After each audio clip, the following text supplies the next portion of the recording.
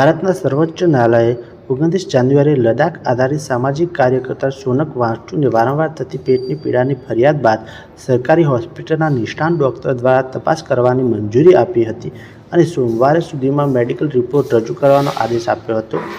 આ આદેશ ન્યાયમૂર્તિ અરવિંદ કુમાર અને ન્યાયમૂર્તિ પી.બી. વરાડેની ખંડપીઠ દ્વારા પસાર કરવામાં આવ્યો હતો. આ મામલો લદ્દાખને રાજ્યનો દરજ્જો આપવાની માંગને લઈને થયેલ હિંસક પ્રદર્શનો બાદ રાષ્ટ્રીય સુરક્ષા અધિનિયમ 1980 હેઠળ વાંગચુકની અટકાયતને પડકારનાર હેબિયસ કોર્પસ અરજીના સુનાવણી દરમિયાન આવ્યો હતો.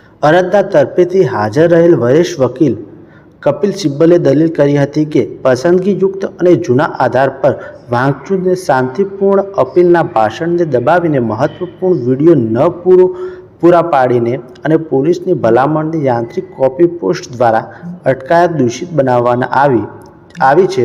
તેમણે જણાવ્યું હતું કે વાંગચુક ન તો હિંસાને પ્રોત્સાહન આપ્યું હતું અને ન તો રાષ્ટ્રીય સુરક્ષાને ખતરો ઊભો કર્યો હતો, પરંતુ તેમણે નાગરિકોની રાજકીય માંગને દેશભક્તિ સાથે જ મિશ્રિત કરવાનો અપીલ કરી હતી. કેન્દ્ર સરકારે અરજીનો વિરોધ કર્યો હતો.